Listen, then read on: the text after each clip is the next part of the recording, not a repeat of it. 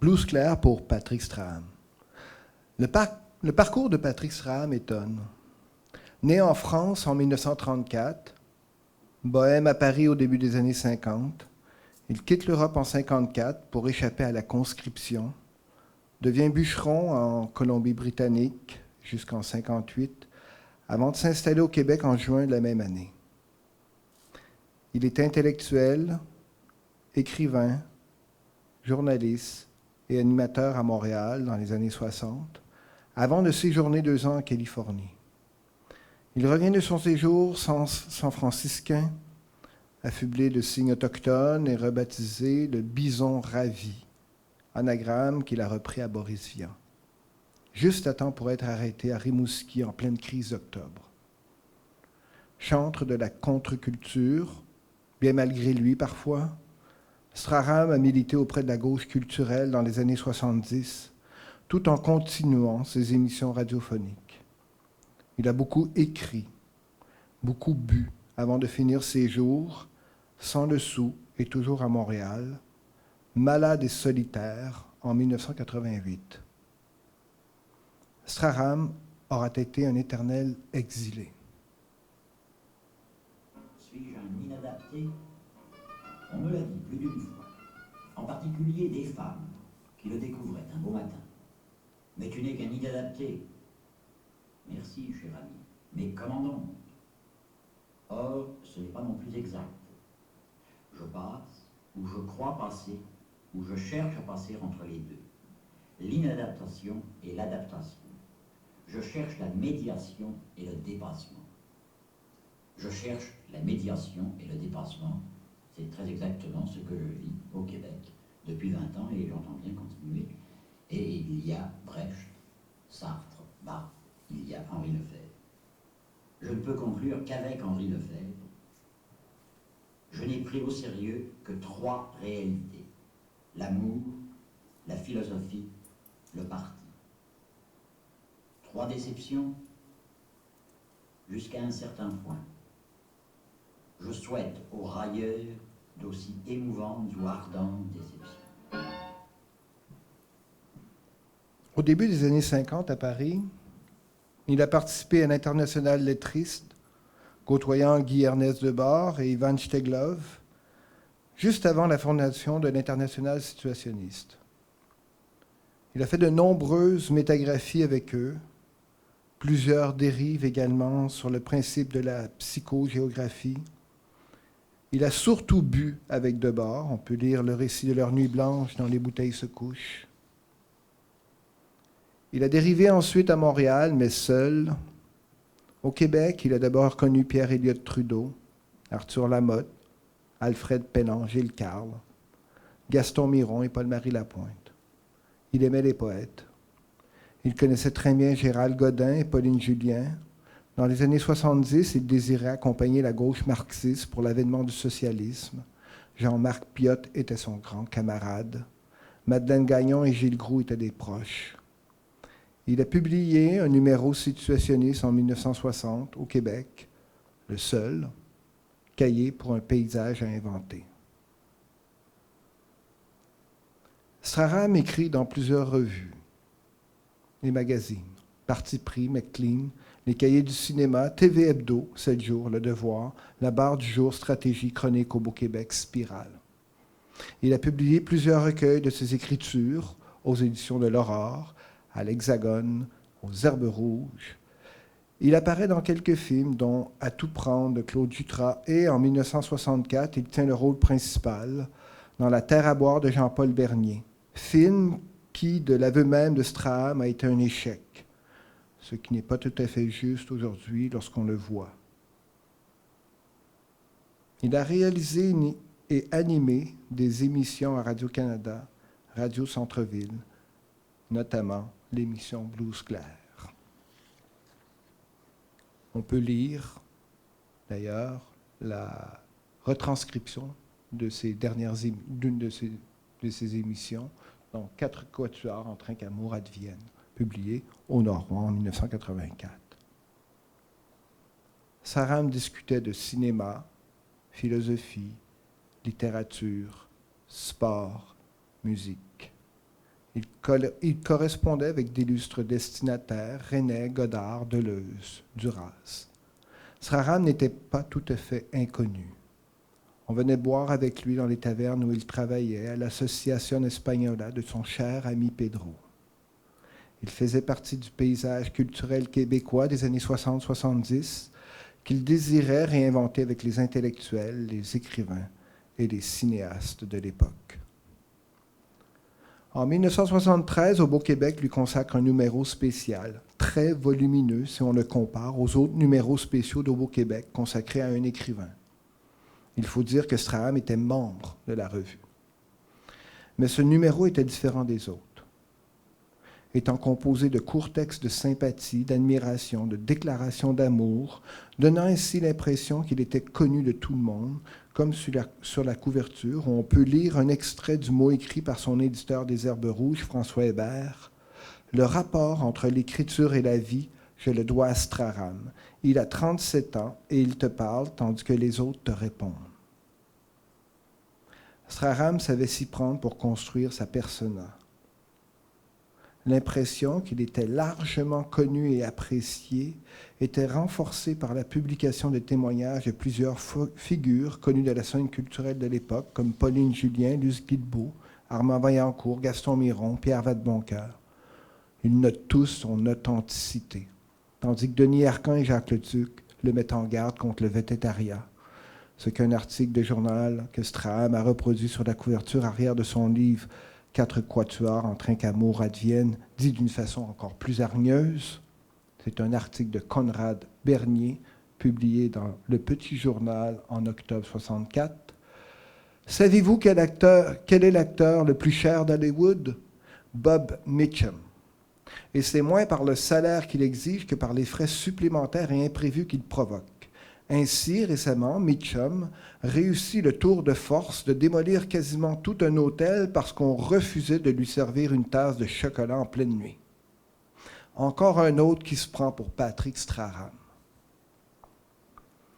Jacques Godbout, que Sraam avait appris à mépriser, joue les troubles fêtes, toujours dans le numéro spécial de Sraam d'Au Beau-Québec, en y publiant un texte qu'il avait déjà fait paraître ailleurs, et qui prétend que les belles années de Sraam se trouvaient derrière lui.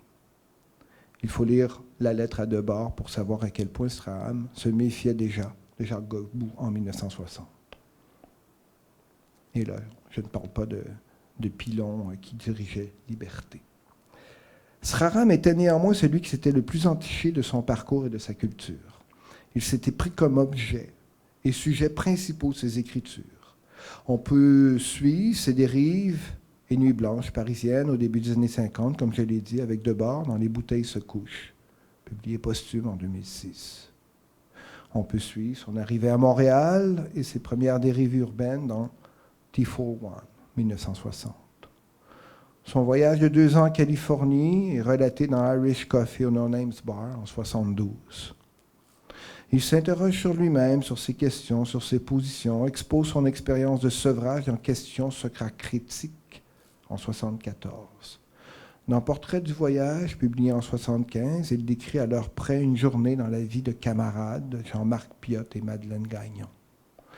Dans Bribe 1 en 1975, il parle encore de lui, de ses goûts, de Jack London, des Grateful Dead, de Janis Joplin, du jazz, de sa rencontre avec Diane en Californie, qu'il épouse au Québec au début des années 70. Pierre Vadeboncoeur était de la noce. Il décrit ses longues soirées à la taverne. Il y présente aussi ses métagraphies, des photos de lui et de ses amis. Dans Bribe 2, il republie ses articles sur le cyclisme, parus dans le journal Le Jour. Article sportif qui n'épargne pas des références à Brecht, Barthes, Queneau, comme on peut en lire un ici. Une pratique de l'art comprise selon la spécificité matérialiste, qui donne son sens à l'homme, quel que soit le champ de son activité, révèle qu'inspiration dont providence n'existe pas, qu'il s'agit toujours fondamentalement d'une production. Production d'une façon de remporter une course cycliste, production d'un échange social, production d'une écriture, production de sa vie. Ce qui explique que le principal dans ma vie et ma production d'écrivain québécois est magistralement circonscrit par Bertolt Brecht. La grande vérité de notre temps, qu'il ne sert pas encore à grand-chose de simplement connaître, mais sans la connaissance de laquelle aucune autre vérité d'importance ne peut être trouvée, c'est que nos contrées sombrent dans la barbarie, parce que la propriété privée des moyens de production est conservée de force. Là où le mot d'ordre pour l'humanisme n'est toujours pas complété par le mot d'ordre contre les rapports de propriété bourgeois, le tournant de la littérature en direction du peuple ne s'est pas encore accompli. Il faut prendre la mesure d'un article de sport dans un journal. C'est assez étonnant. Même dans ces articles qui présentent des films dans TV Hebdo vont aussi dans cette direction. Dans un récit posthume paru en 2006, La Veuve blanche et noire un peu détournée, il y raconte son premier amour à l'époque de la bohème parisienne, Marthe, une femme 2 fois plus âgée que lui et qui en a fait l'homme qu'il est devenu à 18 ans. Ces écritures ne correspondent à aucun genre particulier, même si certains sont clairement identifiés au roman et d'autres sont manifestement des articles de revue, des journaux ou ses présentations de films dans TV Hebdo et 7 jours.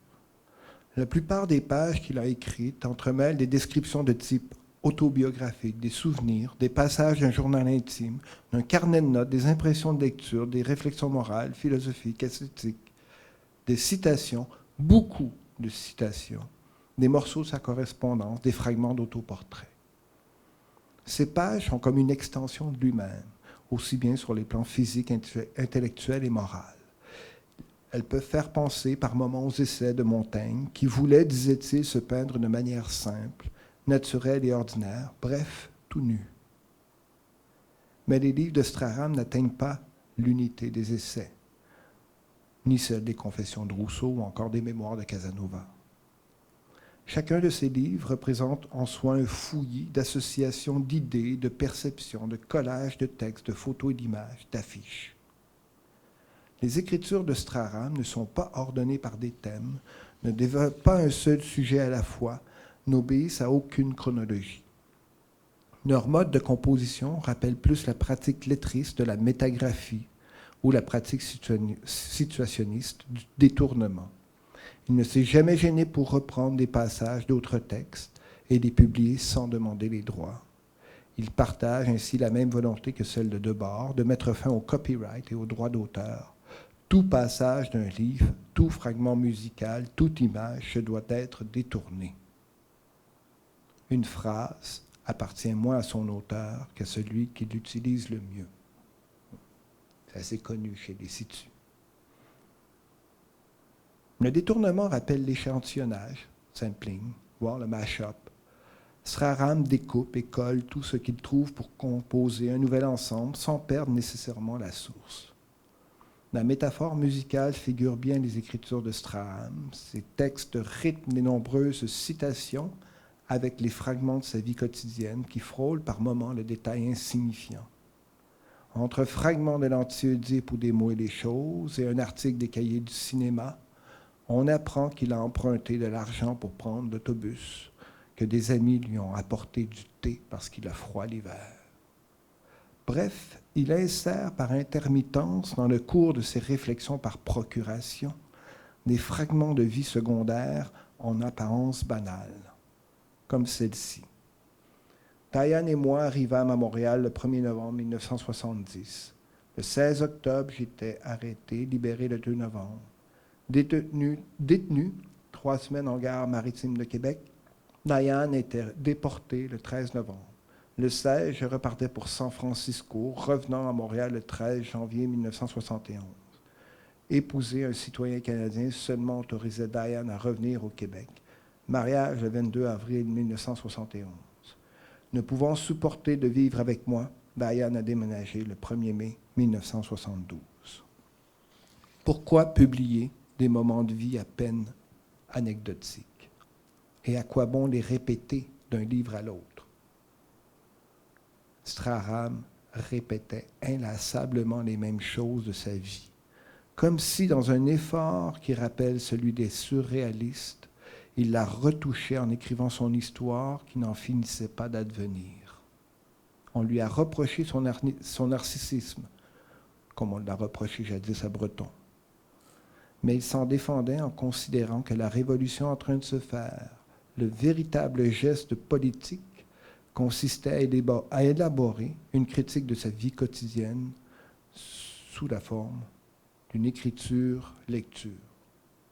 Il faut dire que Straham était très inspiré par Henri Lefebvre. Donc j'aspire à une simplicité fondamentale. Pour l'atteindre, il faut oser s'exposer à la complexité, la dialectique, la vivre. Surtout, ne se dissimuler aucune des contradictions qui me font celui que je suis, que je me fais. Citation, répétition.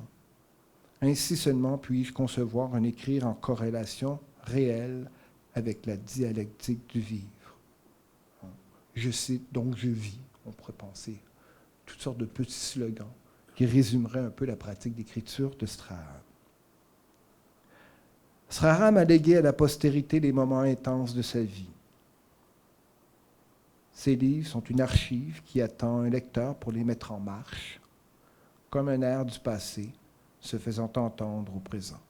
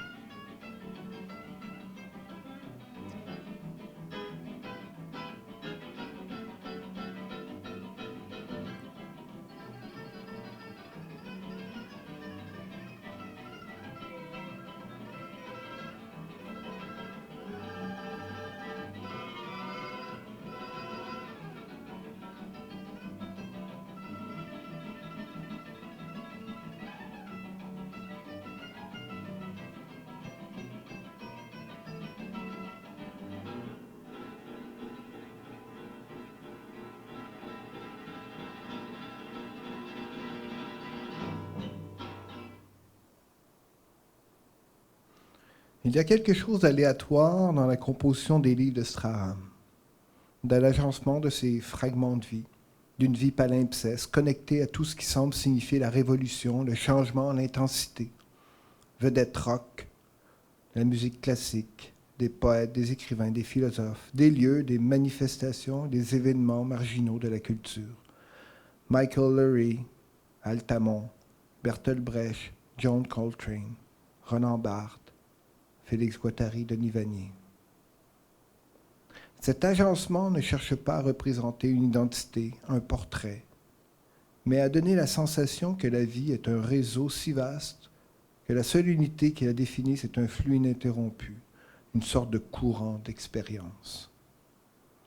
On dirait aujourd'hui, sans doute à tort, un compte Instagram.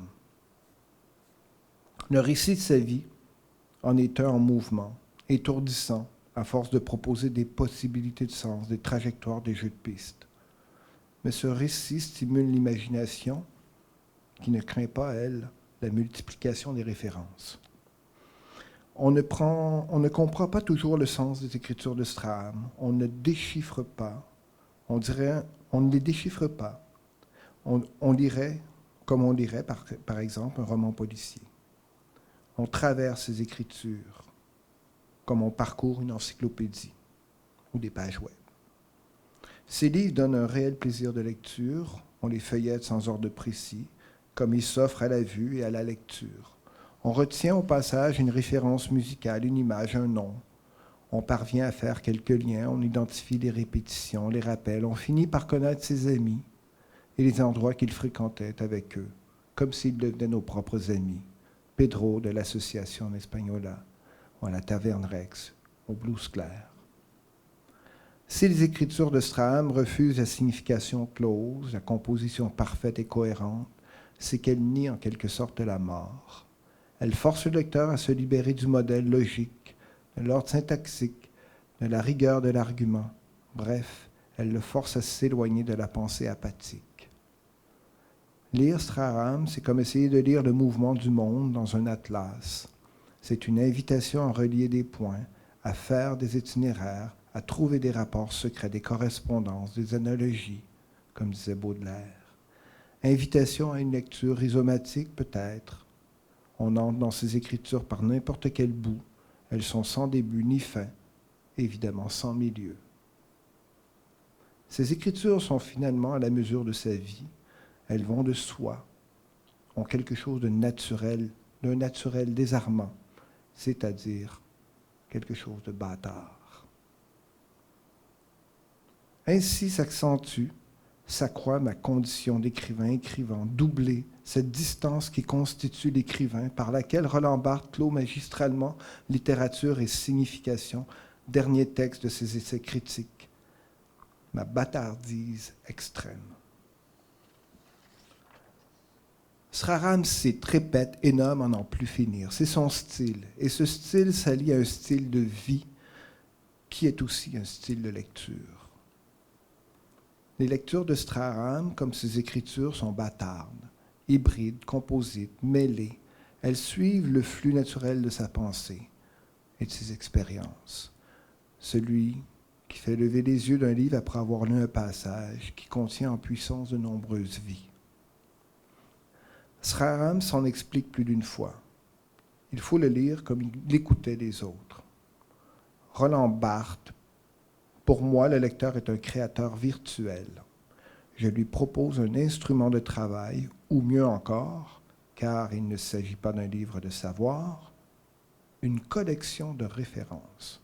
Le grain de la voix, le grain d'une musique, le grain d'une image, écriture. Nous ne nous rendons pas compte que penser, écrire, que lire, c'est lire ce que nous sommes. Nous le savons désormais. Écrire est ce qui oblige à vivre d'une certaine façon, ou n'est rien. Ou encore une autre citation, toujours dans Questionnement socratique, Jean-François Lyotard. L'importance d'un texte n'est pas sa signification, ce qu'il veut dire, mais ce qu'il fait et fait faire. Ce qu'il fait, la charge en affect qu'il détient et communique. Ce qu'il fait faire, les métamorphoses de cette énergie potentielle en d'autres choses. D'autres textes, mais aussi des peintures, photographies, séquences de films, actions politiques, décisions, inspiration érotique, refus d'obéir, initiative économique. Ces essais ne cachent rien. Ils contiennent ou ne contiennent pas de la force dont le lecteur fera ou ne fera pas quelque chose. Ce contenu n'est pas une signification, mais du potentiel. La lecture pour Strahan n'est pas une activité isolée que l'on fait seul, dans sa chambre. C'est un acte collectif. Toute lecture est peuplée. On pourrait arriver à le comprendre en détournant le précepte que les surréalistes avaient repris de Lautréamont. La lecture, au lieu de la poésie, doit être faite par tous et non par un. En lisant les écritures de Strahan, ce sont ces lectures qu'on lit. Et ces lectures bâtardes posent la question suivante. Qu'est-ce que telle ou telle lecture me fait ici et maintenant?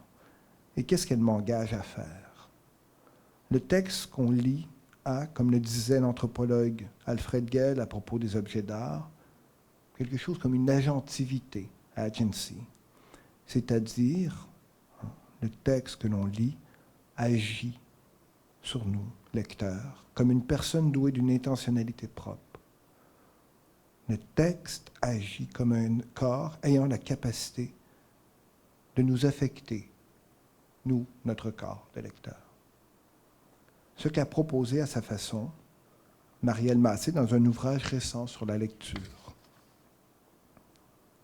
Il y a plutôt à l'intérieur de la vie elle-même des formes, des élans, des images et des manières qui circulent entre les sujets et les œuvres, qui les exposent, les animent, les affectent. La lecture n'est pas une activité séparée, qui serait uniquement en concurrence avec la vie. C'est l'une de ces conduites par lesquelles, quotidiennement, nous donnons une forme, une saveur et même un style à notre existence. Les lectures bâtardes de Straham ne donnent pas tant de plaisir qu'il appelle avec Barthes une jouissance. L'écriture, ce jouir extrême, c'est travail d'être le plus infernal, qui dévaste, qui décombre. Mais on s'y découvre un style de vie. La référence à Barthes est encore une fois très évidente. Les lectures bâtardes de Straham sont des pratiques de texte de jouissance. Texte de plaisir, celui qui contemple, emplit, donne de l'euphorie. Celui qui vient de la culture ne rompt pas avec elle, est lié à une pratique confortable de la lecture.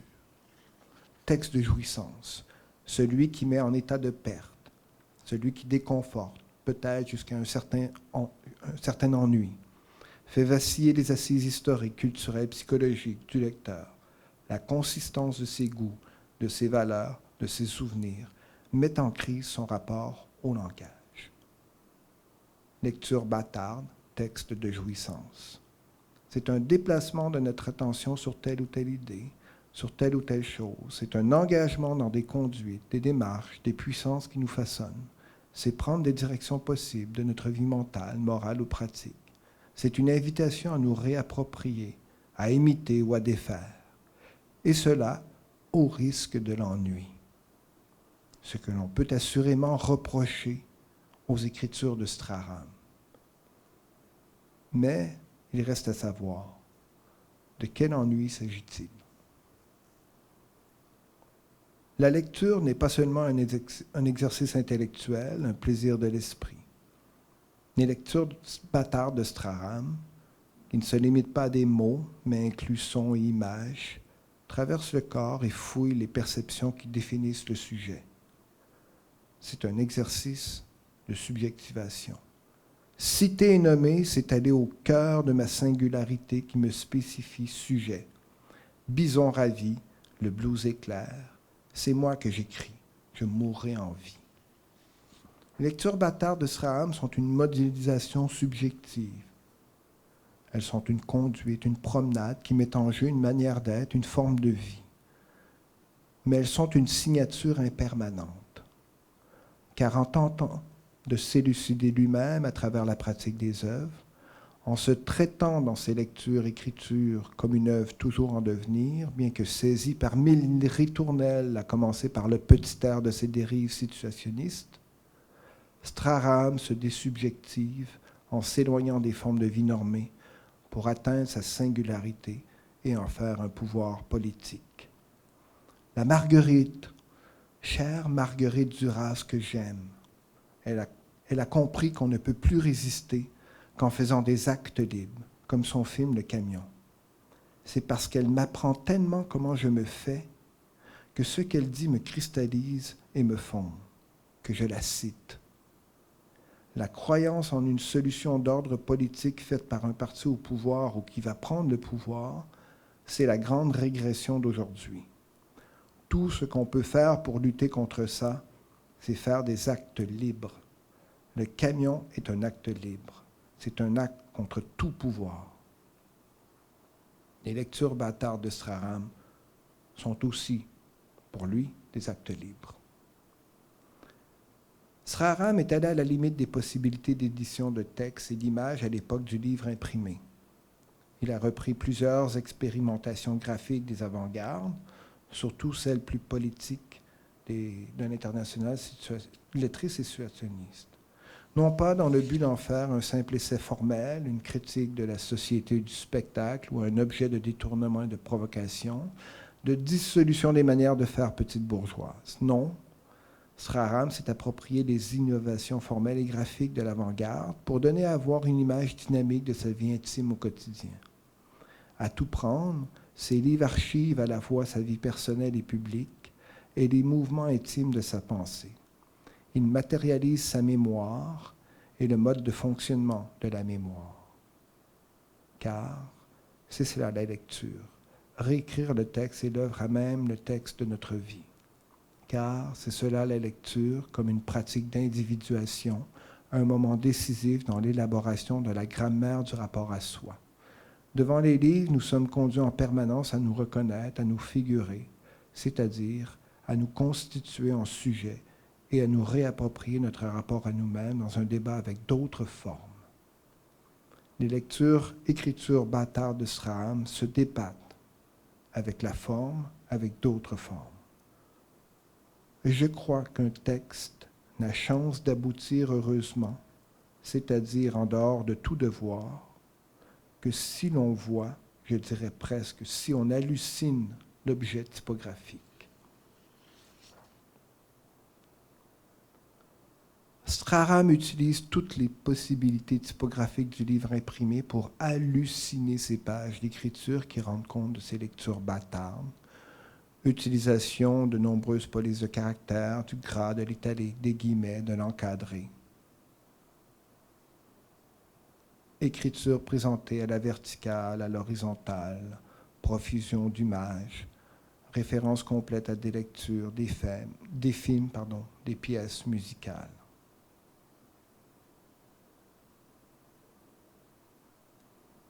La mise en page de ces livres sur le mode de la lecture-écriture rappelle la pratique de la métagraphie. Donc l'époque lettriste, l'internationale lettriste de Sraram.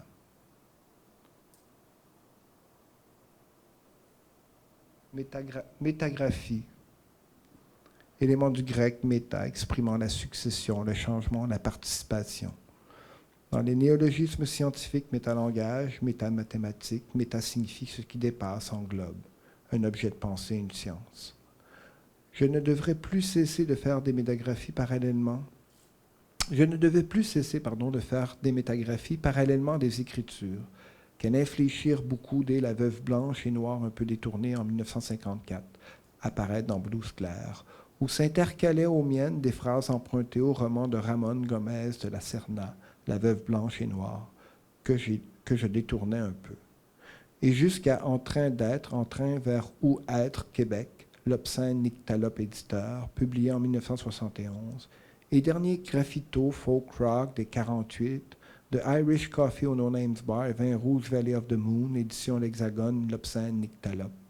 Lancement à l'Association Espagnola du Cher Pedro, le 4 octobre 1972, jour de la fête anniversaire de Jean-Marc Piot le Fou, auquel j'offre durant ce lancement, pratique signifiante d'une révolution permanente, 4 métagraphies faites pour lui. On voit ici l'affiche de la participation de Sraam à une exposition de métagraphie en 1953 avec l'International lettriste, donc Mabille, Gélivin, Debord, etc. Et ici, une métagraphie, peut-être une connue de Guy Debord, intitulée Mort de J.H. ou Fragile tissu. Donc, cette métagraphie a été réalisée en 1954 à la mémoire de Jacqueline Harris, dite Kaki, ancien mannequin de chez Dior, qui s'est défenestré le 29 novembre 1953. La métagraphie montre 125 petites annonces sur la vente de débits de boissons qui traduisent un suicide plus visiblement que les articles de journaux eux-mêmes qui la relatent.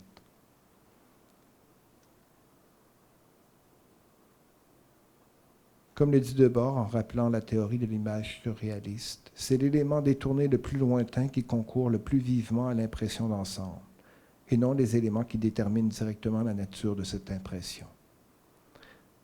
Donc, comme la métagraphie, les lectures bâtardes sont des métalectures, puisque le sens de ces pages d'écriture advient à travers une lecture dynamique des textes, d'images et de sons éloignés les uns des autres. L'éloignement, l'écartement, la distance exigent du lecteur une sortie de la passivité, du spectacle, tiré de bord, pour agir et performer une lecture approchante, attirante, sympathique. Comme ces pages de lecture-écriture, Straham vit dans un espace proximique, concept qu'Edward Hall a créé, pour dire un espace qui est produit par les effets de distance physique et les possibilités de contact qui s'établissent entre les objets et les personnes, comme les mots et les choses. C'est un univers dense qui construit le sujet en interaction avec son environnement. Espace proximique, la chambre de Straham était à la mesure de sa pratique graphique. Une chambre montage-collage, une chambre métagraphique, une page de lecture-écriture, bref, une chambre palimpseste, bâtarde. On reconnaît dans les images de sa chambre plusieurs images qu'on retrouvera dans Bribes ou dans d'autres textes de Patrick Straham. Parfaite extension de ses écritures.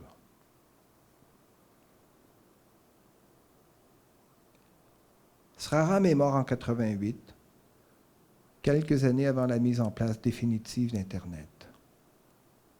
Je peux toutefois imaginer l'usage qu'il en aurait fait, même s'il était fier de ne pas avoir d'ordinateur. Lui qui datait, comme dans un post, la plupart de ses fragments de texte, au point d'indiquer l'heure précise à laquelle il l'avait terminé. Lui qui surlignait en gras le nom d'un auteur ou le titre d'une œuvre qu'il recommandait, le nom d'un concept qu'il aimait, une citation qui le faisait réfléchir. On sait très bien comment fonctionneraient aujourd'hui toutes ces références hypertextuelles, texte, image, musique. Comme une lecture active, les lectures-écritures de Straham se présentent à la manière de zones mappées sur un écran, c'est-à-dire des zones qui, lorsqu'on clique dessus, renvoient à d'autres images ou textes ou musiques par lien hypergraphique. À défaut, évidemment, de pouvoir actualiser une telle chose dans un livre imprimé, mais l'ayant en tête en lisant, Straham prenait le temps parfois d'indiquer scrupuleusement à quoi renvoyait chacune des zones mappées de ses livres, posant ainsi son discours dans un espace virtuel en attente d'actualisation par le lecteur. Mais ces lectures-écritures demandent à être rejouées dans une sorte d'espace mental qui, à la mesure d'une réalité virtuelle, en propose un remixage. Cyper-sujet. Ce serait là une lecture bâtarde qui pourrait se présenter sous le nom de Straham Remix. Je lance le projet. Les livres de Straham sont comme une deuxième peau, une peau diaphane. On voit à travers ses écritures les couches accumulées de ses lectures, et c'est dans cette épaisseur, en mouvement et toujours en train de se faire en fonction de ce qu'il lit, voit et entend, qu'il s'est défini comme sujet, et que nous nous définissons encore aujourd'hui, ici et maintenant, nous, lecteurs, comme sujet hybride, métissé et combien naturel, c'est-à-dire bâtard. Ici, Patrick Straham, le maison ravi. Blues, clair.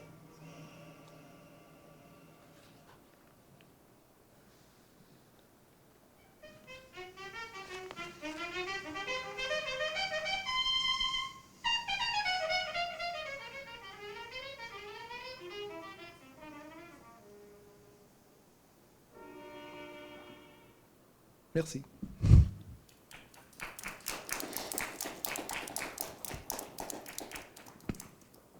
N'hésitez pas, si vous avez quelques questions, précisions, demandes, commentaires, voilà, je suis tout à fait libre d'y répondre. Libre d'y répondre, oui, dans les deux sens de libre. Je ne peux ne pas répondre aussi. Oui?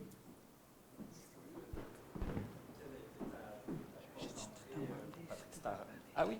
Pourquoi? Parfait. Oui, je te demandais juste quelle était ta porte d'entrée, comment tu as découvert Patrick Straham? Ah, il y a déjà longtemps, j'ai beaucoup aimé la contre-culture au Québec, donc je lisais beaucoup des poèmes, donc de Denis Vanier. J'ai vu le film, là, Une semaine dans la vie des camarades des frères Gagné. Donc, j'étais fasciné un peu par José Yvon. Donc, je passe à travers Aube au Québec. Il y a de ça déjà une vingtaine d'années, donc ça fait longtemps que je le connaissais, mais je le connaissais uniquement comme figure, là, vraiment de la contre-culture, un peu fascinant. Aussi à travers les avant-gardes que j'enseigne, donc il y avait comme une présence au Québec d'une des dernières avant-gardes historiques, l'IS, ici au Québec. Donc je me suis intéressé comme ça, mais de loin. Et j'en ai toujours fait un peu ce qu'on en fait en littérature, une figure de la contre-culture, donc mainmise au Québec, voilà, la révolution sexuelle, etc., qui passait à travers des formes de récits tout à fait nouveaux, mais peu intéressants. Il est peu étudié de toute manière, même en littérature. Jusqu'à un moment où on m'a demandé d'écrire un article sur les liens de Strahan avec l'extrême gauche dans les années 70, puisque Strahan avait quand même écrit dans Stratégie, dans Chronique. Je me suis intéressé là, un peu plus près donc, à ce qu'il a fait. Donc là, on est il y a une dizaine d'années à peu près. Donc, pour un article qui est paru dans Globe.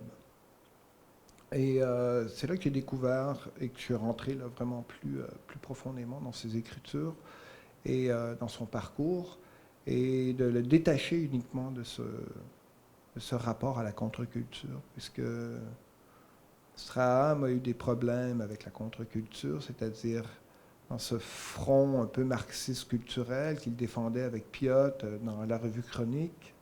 On est au milieu des années 75. Strahan était toujours renvoyé à la contre-culture, donc par nécessité politiquement, donc quelque chose qui était inconséquent avec une lutte des classes, puisque les contre-culturels se préoccupent beaucoup trop d'eux-mêmes et d'une écriture individuelle, etc., et du plaisir pour participer à la lutte des classes. Donc, je me suis intéressé beaucoup plus là, à ce moment-là, donc à ses écrits, et à aller chercher dans ses écrits toute une matière politique qui échappait, je dirais, à la figure là, donc affublée de signes autochtones, donc une figure très contre-culturelle. Et tout à coup, j'ai vu l'épaisseur, l'intérêt, je crois, qu'il y avait à travers ses écritures. Et ce parcours n'est pas évident à faire à travers ses écritures aussi, puisqu'il fallait passer d'un livre à l'autre, coller des fragments pour arriver à composer son discours politique, on pourrait dire, à travers plusieurs de ses textes, plusieurs de ses articles. Donc, j'ai été amené, d'une certaine manière, à coller moi-même, à faire ce travail du lecteur virtuel pour essayer de dégager sa position politique, qui est assez claire quand même dans un questionnaire que Stratégie avait fait pour noyauter un peu la revue et la faire exploser, ce qui est arrivé à Stratégie. C'est tout à fait une tactique que les surréalistes avaient subie en 1927, c'est-à-dire au moment où les surréalistes doivent ou non prendre la carte du Parti communiste. On propose des questions tout à fait idiotes. Est-ce que vous croyez qu'un écrivain peut écrire par soi-même? Est-ce que son projet est individuel? Des trucs comme ça, donc, complètement ridicules. Stratégie refait ça en 1974. Un questionnaire complètement bidon pour vraiment faire sauter la revue. Ils ont réussi d'ailleurs. Et les réponses de Strahan sont tout à fait intéressantes sur ce point-là, puisqu'il défend à la fois l'idée de création, l'idée d'acte libre, un peu la citation de Duras parle beaucoup, est assez explicite là, sur la position de Strahan. C'est-à-dire que politiquement, donc, c'est pas créer un parti, c'est pas non plus lutter nécessairement, soit par des manifs ou à travers des groupes, etc. C'est véritablement par des actes libres et culturels aussi, puisque le point aveugle, je dirais, de En lutte et de l'extrême gauche à l'époque, c'était vraiment de rien dire sur la culture et sur l'art. Zéro. Hein. Il n'y avait rien. Hein. Fouiller dans En lutte, les résumés de films, c'est d'une nullité absolue. Hein. Donc, Strahan, avec Chronique, avec Jean-Marc Piot, Laurent-Michel Vacher, etc., voulait, à la fin des années 70, dans la deuxième partie des années 70, voulait justement faire une lecture, je dirais, culturelle, donc de gauche, là, assez intéressante. Donc Chronique va être noyautée aussi, va tomber, et Laurent-Michel Vacher va fonder avec Théoret, Spirale. Spirale qui existe toujours, et que j'ai dirigé aussi. Voilà, c'est un peu mon rapport là. Sur la question politique, est-ce que, moi c'est une formule, mais est-ce que tu dirais qu'il a plutôt pris le chemin de Pierre Vallière plutôt que Charles Gagnon? Ce serait un rapprochement Oui, qu'on beaucoup pourrait plus. faire? Oui. Et Tout à fait. tu as mentionné une animosité avec Jacques Godbout et Liberté. C'était sur des questions de positionnement politique. Est-ce qu'on s'en en sait un peu plus? Non, ou... pas trop. C'est des questions de personnalité. Oui, il y a Pilon, qui dirigeait la revue Liberté, avait détesté quand Strahan a publié le seul cahier situationniste que j'ai ici. Malheureusement, j'ai pas de copie, j'ai juste une photocopie. Donc, dans le numéro suivant le lancement de Liberté, Pilon a été destructeur. Donc, tous les écrivains de Liberté n'avaient pas tout à fait... n'aimaient pas trop Strahan, comme Strahan n'aimait pas trop non plus les gens de Liberté. Donc, ça remonte, là, il faut lire les lettres de Strahan à Guy Debord. Hein. Ces lettres-là ont été... c'est super intéressant comme lettres. Puisqu'en 1960, il renoue un peu d'amitié avec Debord. Donc, il y a eu toute une histoire avec Ivan Stegloff. Debord avait rejeté un peu Stegloff, qui était un grand ami de Strahan. Donc, il y a eu un froid entre Strahan et Debord. De toute manière, il était rendu au Canada et Debord, le Québec et le Canada, ça ne connaissait pas et il ne voulait rien savoir, je pense. Enfin, en 1960, il renoue d'amitié et Debord l'incite un peu à faire ce qu'on appelle, chez les situationnistes, un rapport de situation du Québec, hein, pour voir qu'est-ce qu'il en est. Donc, c'est assez intéressant de voir ce que Strahan en dit du Québec. Ça fait 2 ans qu'il est au Québec, à peine 2 ans qu'il est au Québec, lorsqu'il répond à Debord. Et dans une de ses réponses, c'est il n'y a rien à détruire au Québec. Tout est à fonder. Hein. Cahier pour un paysage inventé, le titre même de la publication, c'est un titre peu situationniste, je dirais, puisque tout est à inventer et rien n'est à détruire, tout est à faire encore pour Strahan. Et on voit très bien la dissension également de Strahan et Debord dans ces lettres-là également. Strahan a encore... et ça, c'est quelque chose qui me le rend beaucoup plus sympathique, je dirais, que Debord. Debord, j'aime beaucoup ses textes théoriques. C'est solide, c'est profond, mais Debord n'a pas de sens esthétique, a perdu l'inspiration esthétique complètement. Et Strahan lui en fait le reproche, mais lui dit très bien en 1960 que lui croit encore à l'effet esthétique, croit encore au goût, aime encore des films, les défend, aime encore de la musique et défend aussi ces musiques-là. Donc, il y a un amour pour l'art et pour la culture, certains arts, certaines cultures. Bon, si vous lisez les articles de Strahan dans TV Hebdo des années 60, c'est calqué sur les cahiers du cinéma. Donc, vous allez voir Mankiewicz, Hawks sur les films. Donc, il va défendre Rivette et tout. Donc, c'est très drôle comment c'est calqué sur les cahiers du cinéma, mais il aime le cinéma. Il va au cinéma et le défend au cinéma. C'est chercher chez Debord, il y a très peu de textes qui vont dans ce sens, dans un sens où il dit son amour pour des œuvres. Voilà. Donc ça me fait, je suis plus près de Strahan sur ce point-là que Debord, je dirais. Strahan est moins fort théoriquement que Debord, ses textes sont moins solides. Je dirais d'un point de vue théorique, mais d'un point de vue esthétique, ces textes sont beaucoup plus inspirants à Strahan sur la culture que ceux de Debord, s'il en a laissé d'ailleurs. Il a laissé très peu de choses sur les œuvres de son époque. Donc ce sont 2 lettres qui ont été publiées chez Sens et Tonka, ou chez Alia, je ne me souviens plus. plus des deux, là, c'est les lettres de Debord de Strahan à Debord. Donc, ça s'est perdu un peu dans les publications, les republications de tout ce que l'Institut avait fait. Ça a été publié par édité par Jean-Marie Apostolides.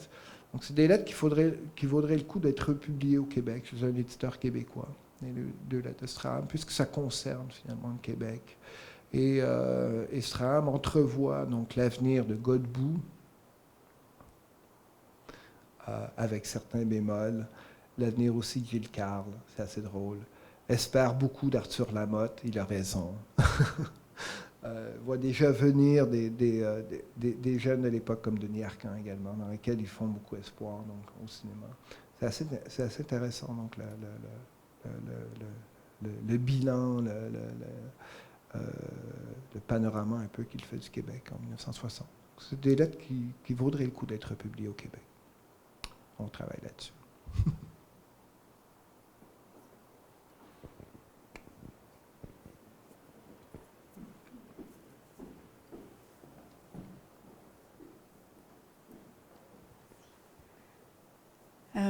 J'ai été vraiment intéressée par ce que tu racontais au niveau, en fait, ce que tu disais par rapport à la notion de style chez Muriel Massé. Puis, en réponse à la première question, tu parlais de ton entrée dans Strahan qui est passée dans l'épaisseur du texte en essayant de contourner un peu le personnage. Mais je trouvais que la notion de style, la manière dont tu l'articulais dans ce rapport entre style de lecture, style d'existence et comment Muriel Massé elle-même travaille cette question-là, était une notion vraiment intéressante pour réfléchir le rapport entre l'autobiographie et l'œuvre. Donc, simplement un commentaire ou peut-être une question qui t'amènera à développer davantage sur cet aspect-là, parce que je pense que c'est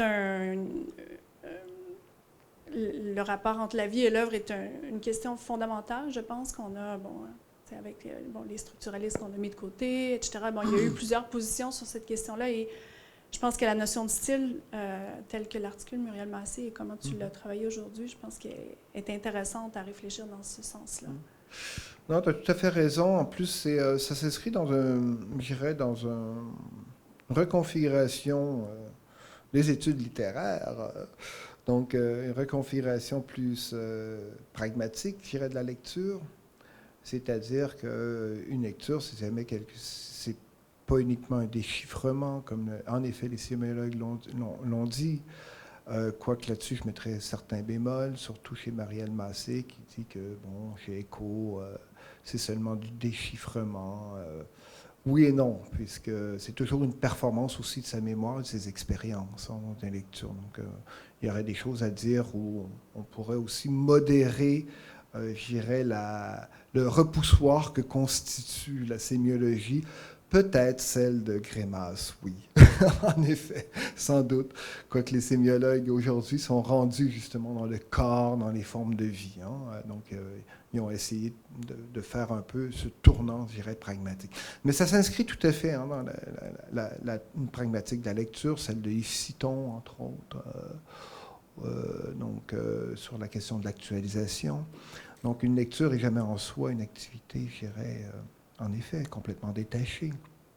On lit d'une façon enfin, il faut voir aussi comment c'est construit ce discours-là, mais c'est à quel point la lecture entre dans nos vies et à quel point on s'est, comment je pourrais dire, on s'est peut-être éloigné dans le moment théorique, je dirais, français des années 60-70, plus structuraliste, je dirais, que sémiologique.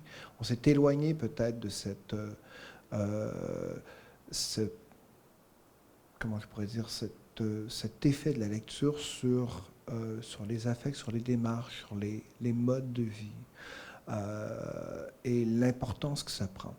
Je dirais, ce qui est peut-être difficile dans des considérations comme ça, et on le voit chez Marielle Massé aussi, dans son livre façon de lire, manière d'être, c'est qu'on a peu de témoignages de lecteurs, sinon des témoignages d'écrivains lecteurs. Donc, c'est toujours des écrivains qui sont lecteurs. Il y a peu de témoignages de lecteurs comme tels, je dirais. Ça, c'est un problème, puisque Marielle Massé travaille avec Henri Michaud, travaille avec des grands écrivains. Hein, c'est des hommes pour la plupart aussi, donc, ce qui peut poser problème. Mais elle a fondamentalement raison au point où de dire que la lecture est quelque chose qui s'inscrit dans un environnement. Donc c'est là, je dirais, le point pragmatique, le principal, je dirais, porte d'entrée dans ces considérations sur le style, c'est le pragmatisme. Tout, c'est-à-dire tout effet de sens ne peut qu'arriver qu'en situation, dans un environnement, et en interaction avec cet environnement. Moi, je me souviens des passages, je travaillais un peu sur William James, donc le père du pragmatisme, au début du 20e siècle, fin 19e, début 20e siècle, avec Peirce. William James est beaucoup plus intéressant sur ce plan-là que Peirce, où il décrit des scènes de lecture dans une chambre.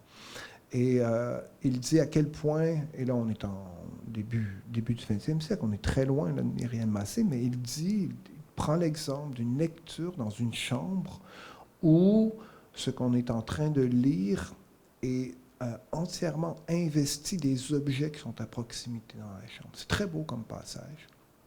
Et là, il a tout à fait, à mon avis, il a tout à fait raison à quel point on performe ces lectures, surtout dans ces moments que Roland Barthes dit la lecture les yeux levés, c'est-à-dire après un passage de Proust que Barthes adorait, il levait les yeux et commençait à avoir des possibilités de vie, à commencer par faire jouer dans ces possibilités de vie les objets qui sont à proximité. Et je crois que là, il y a une... À sa façon, c'est une phénoménologie de la lecture, là, bien entendu, et non pas une sémiologie de la lecture, puisqu'on ne cherche pas le déchiffrement. C'est plus une phénoménologie de la lecture, c'est-à-dire comment cette lecture entre, nous affecte, et nous affecte non pas banalement dans nos rêves, oui, dans nos rêves aussi, dans notre imagination, mais aussi en correspondance avec notre environnement immédiat. Et ça, je pense que c'est ce qui est le plus important. Et elle commence, donc, façon de lire et manière de faire, dans ce changement des perceptions. Donc, tout à coup, on lit, on lève les yeux, et le monde se transforme sous nos yeux à partir d'une citation, un passage, etc. Et il y a quelque chose, là, dans la notion de style qui s'élargit, puisqu'il ne s'agit plus uniquement d'une stylisation au sens littéraire du terme, c'est-à-dire un travail rhétorique sur l'agencement, évidemment syntaxique des phrases, etc., etc. Ça déborde beaucoup plus largement, la notion de style déborde beaucoup plus largement, déborde dans une pratique artistique. Ça devient une pratique de vie, littéralement. Donc ce passage... Et là, il faut lire des moments chez John Dewey, encore une fois, si on revient au pragmatisme, puisqu'il faut y revenir, à mon avis, pour comprendre ces notions beaucoup plus larges de style et de lecture, etc. Il faut revenir à John Dewey dans Nature as Experience. Hein, c'est son livre esthétique. C'est-à-dire que toute grande œuvre et part d'une relation intime avec son environnement. Et une relation souvent sur le mode primitif, donc au sens ici primitif de premier, des affects. Quelque chose donc de non raisonné, qui va trouver à travers un cheminement quelconque une forme élaborée et définitive dans l'art, je dirais. Donc, ce passage entre le corps et l'art, ce passage entre le corps et les affects et la littérature, très bien défini à travers le pragmatisme, est en train d'investir et changer littéralement le point de vue des études littéraires, en tout cas sur la lecture, ça c'est clair. Voilà. Et sur les notions comme style, etc. Ah. Question, mais en fait, Staram,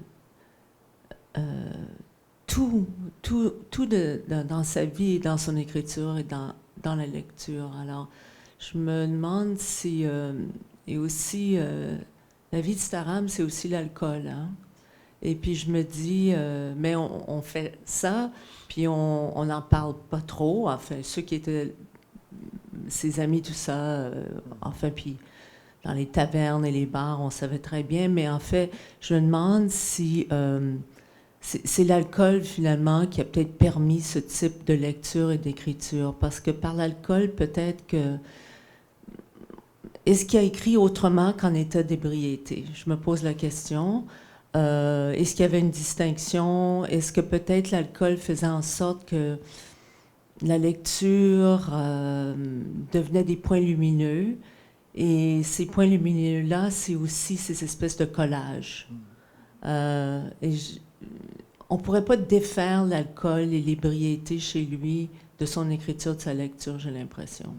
Parce que finalement... Il a quand même beaucoup produit pour quelqu'un qui était un si grand alcoolique. Enfin, on a l'impression que... Enfin, on voit son décharnement à la fin de sa vie. C'était beaucoup dû à l'alcool, ça. Alors, puis il est quand même disparu assez jeune, dans la cinquantaine. Et, mais en même temps, il écrivait toujours. Bon, il n'a pas écrit c'était des recueils, mais quand même, il y en a... Moins dans les années 80. Moins. À la fin de sa vie, beaucoup moins. Mais je sais pas, je lance ça comme ça parce que j'ai l'impression qu'on ne peut pas détacher ça de son écriture du tout. Ben, son éditeur, François Hébert, serait tout à fait d'accord avec toi. Il me l'a même déjà dit. Je parlais des fragments, d'écriture par fragments de Strahan, puis il m'a fait wow. Non. Il écrivait comme ça parce qu'à 10 heures le matin, il ne pouvait plus écrire, il était déjà trop chaud. Donc, oui. Oui, mais qu'est-ce que ça veut dire, il ne pouvait pas écrire? Parce que, donc, ça aurait été une autre écriture?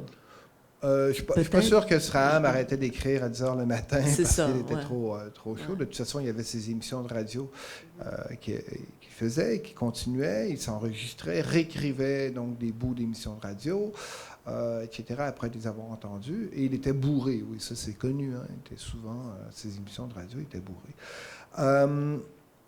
Je dirais une chose, pour aller peut-être un peu plus loin et creuser la question et le rapprocher même de Debord, qui était aussi Debord un grand alcoolique.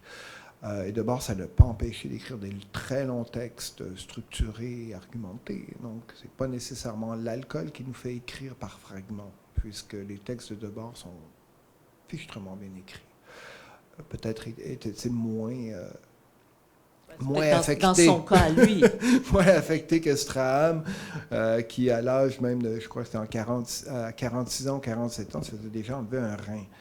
Donc, il est mort à 54 ans, donc dans un état que j'imagine mal. Hein, j'ai 51 ans, donc j'approche tout à fait son âge. Je ne me sens pas dans les mêmes conditions que lui. Ce que je voulais dire, c'était par contre une chose puisque Strahan est resté vraiment avec très, très profondément ancré par les années 50, parce ce qu'il a connu autour de l'international lettriste. Il est resté fondamentalement près de ces pratiques-là. Et la pratique de l'alcool était au centre, au cœur même des lettristes et des situationnistes. Il faut lire, donc oui, encore une fois, les bouteilles secousses, on le voit très bien. Debord en parle aussi, on voit des images, également, il y a beaucoup d'images. Et cette pratique, pas cette pratique, mais cet usage de l'alcool était théorisé littéralement, je dirais, en tout cas par Debord, sur l'idée de l'intensité. Il faut lire le rapport sur les situations, hein, à quel point l'intensité est au centre, est au cœur même de la pratique situationniste. Et l'intensité, c'est quelque chose c'est pas une onde sur laquelle on monte et qu'on surfe toute sa vie et à tout moment. L'intensité également doit s'éteindre et laisser place à des moments de dépression très, très, très forts. Des moments très forts de dépression. Et si on connaît moindrement un peu la biographie de Debord, c'est up and down qu'on dirait. manifestes chez lui, ils le sont également chez Strahan. Donc oui, on pourrait, je ne sais pas à quel point ça tiendrait la route, mais on pourrait aller dans un sens où la fulgurance, et je dirais, on pourrait parler de fulgurance par moment, puisque Strahan semble toujours surpris lorsqu'il cite. Hein, c'est toujours Marguerite Duras que j'aime. Voici une phrase qui a changé le monde. Hein. C'est toujours comme des fulgurances, ces citations, même s'il les reprend 20 fois dans ses livres. À chaque fois, elles sont montrées, sont dites sur le mode de la fulgurance ou sur quelque chose de très intense. Donc, est-ce qu'on pourrait parler à ce moment-là, est-ce qu'on pourrait faire un rapprochement entre les états d'un alcoolique et ses états d'écriture, ses états de voyance? Sans doute, il faudrait peut-être revenir à Henri Michaud aussi, ou tous ces écrivains qui ont travaillé sous influence, peu importe lesquels, mais sous influence, et à quel point ces influences travailler sous influence permet de changer les perceptions. Et encore une fois, là, on pourrait revenir à la question du style. Si le style, un style de vie ou un style d'écriture, un style de lecture, est là également pour entrer dans une démarche où il faut changer ses perceptions constamment, en effet, l'alcool peut jouer un rôle. Peut jouer un rôle dans ces états disons, ces états perceptifs autres. Strahan était peu porté sur la drogue, donc il a laissé. Oui, il a pris de l'acide quelques fois, mais pas du tout la cocaïne. Fumait un peu, mais très très très peu. L'alcool a joué la part essentielle, je dirais, dans sa vie, si on voulait aller dans ces états de perception, d'altération autre chez lui. Voilà. Mais je laisserai ça aux spécialistes, aux spécialistes entre les états altérés et l'art. Voilà. Est-ce qu'il y a une dernière question? Merci beaucoup. Merci.